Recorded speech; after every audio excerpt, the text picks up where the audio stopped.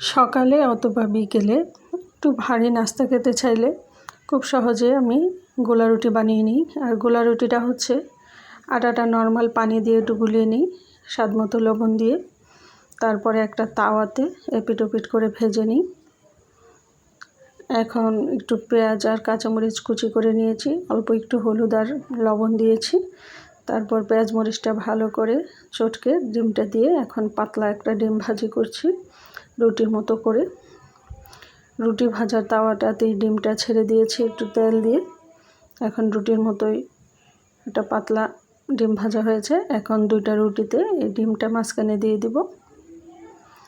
তো আপনারা যদি একটু ভারী নাস্তা খেতে চান, যখনই খিদে লাগে খুব তাড়াতাড়ি সহজে একটু আটা গুলিয়ে এভাবে একটা নাস্তা করে নিতে পারবেন।